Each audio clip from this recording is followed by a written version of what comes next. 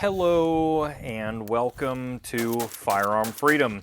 This is going to be another video on my Remington 1187 SBS. And before we get this video started, I want to let you guys know that the best way you can support everything that I do on my channel at this point in time is by checking out those links down in the description. There is a link down there to the Firearm Freedom merchandise store. I got a lot of awesome t-shirts, great designs that I know you guys are going to love, and I seriously appreciate you repping the brand. If you want to make sure that you don't miss out on any of the content that I have here on YouTube, hit the subscribe button, ring the bell, but more importantly, comment down below this video. That interaction should make sure these videos continue to pop up in your subscription feed. Man, I cannot keep this freaking 1187 off of the channel. I love this thing too much to keep it away. I just can't do it. And you know what?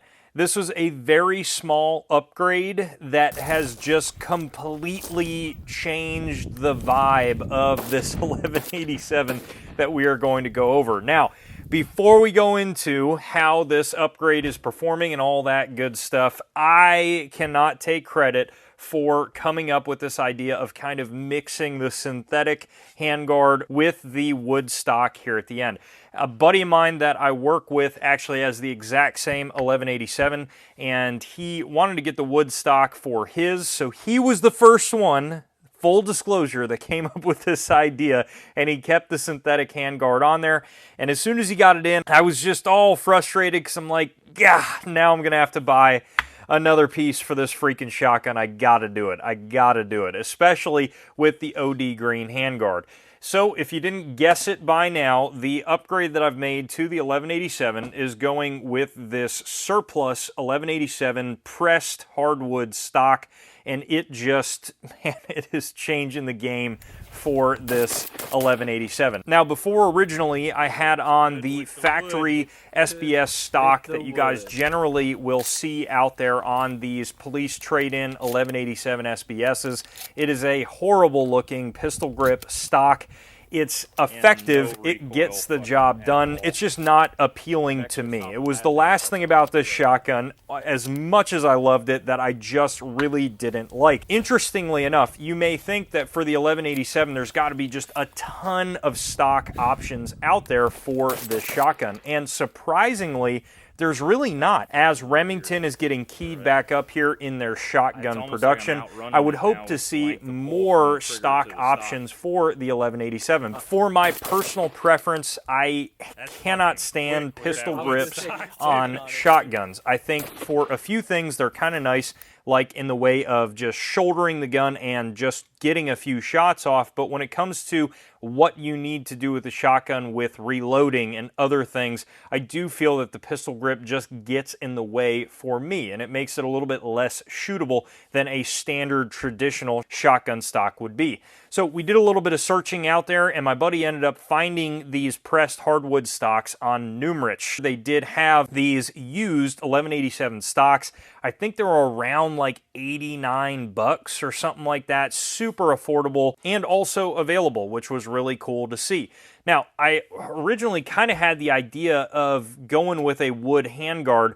Boyd's does make a wood set for the 1187, but they don't have just your traditional security style in the back. The only option that Boyd's has is like a slug gun stock, so your cheek weld kind of comes up and it just looks a little bit too traditional for a gun like this. And also, for a practical purpose, the cheek weld is just going to be way too high. So the standard security stock is phenomenal. And I originally, like I said, was going to switch out the synthetic stock and go wood, but now that I see it together, it's got to stay this way. It looks awesome.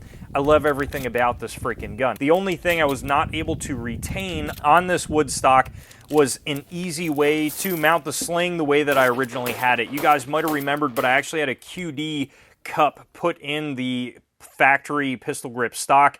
that worked great because I could actually run my sling like I would on anything else, and I used it in conjunction with this GG&G rail adapter up here at the front that has a sling mounting point.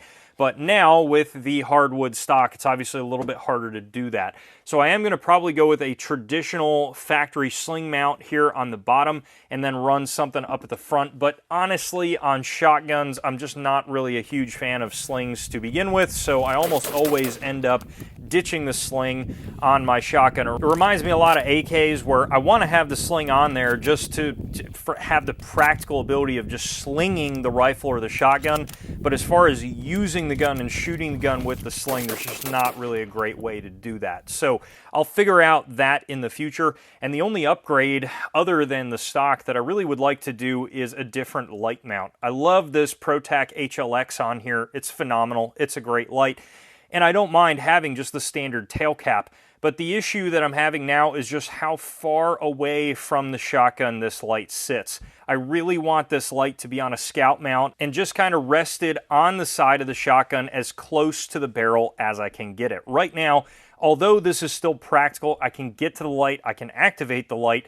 I've actually experienced a huge issue in bags. Any gun bag that I put this in, it's like I have the width of 2 guns immediately next to each other, and it's spreading out the bag, and I can't really get a lot of bags closed due to that reason, so it's a little bit of a side note, but I really got to get this light just a little bit more low profile against the side of the gun, and then I think this will be absolutely perfect. How is the gun shooting with the wood stock? It is really interesting. I was pretty quick with this 1187 and the pistol grip stock. There was no complaints at all about speed, and it was running very, very well. But not a single time did I outrun the trigger when I had the pistol grip stock on there. Now, when I put the wood stock on, it melted away with how it shouldered and presented at the range. And then when I started to shoot it, it was very fast. It was crazy, crazy fast because the length of pole and the amount of distance between where my hand was sitting and my trigger finger was on the trigger was perfect. I could not have made it any more perfect with the length of pole on this stock and how the gun presented. Now, that created a new, more interesting thing with this semi-automatic shotgun, and that is that I was actually kind of outrunning the bolt. So on an 1187 like this here, the bolt is not the fastest thing in the world, and you don't have to have the fastest trigger finger out there to actually accidentally pull the trigger twice in the cycling action of the bolt, and that's exactly what was going on because of the length of pull that I had. So I found myself really going down and burning down 3 or 4 shots, and then all of a sudden I'd outrun the bolt and have a little bit of a hiccup and pick it back up from there. Now, that just takes a few more range days, and I'll get very used to the length of pull. But I thought that was a really interesting point. Just that change of stock changed the way that I was actually firing the gun, and I just could see it, and I could feel it, that I pulled the trigger again when the bolt was still going back into battery, so of course it would not fire the gun.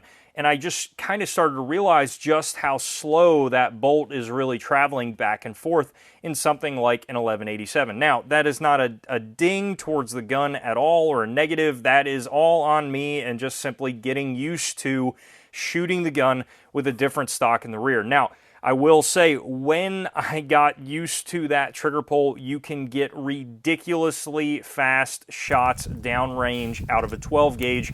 And because of the increased length of pull and now the ability for the gun to kind of slide back and forth in my hand a little bit with how the stock is designed, there is absolutely no felt recoil compared to a standard 12 gauge shotgun and some buckshot. I was doing another review simultaneously with this on a 590 SBS, and that thing is pretty freaking stout in the recoil department. Compared to this, there is nothing at all there. So I still absolutely love this shotgun. But that is going to wrap this video up. It's going to be a shorter video just touching on the upgrades here in the rear of the shotgun, and I will be doing more videos as I slowly figure out slings and light attachments and other things, and primarily just because I want to continue to feature this 1187 on the channel because I love it so much. If you guys have any other questions about this shotgun or anything else on the channel, please throw them down below in the comment section, and you guys know I absolutely will get back to you. While you're down there, head up to the description, check out those links to support the channel, and as always, stay tuned for more great videos coming soon.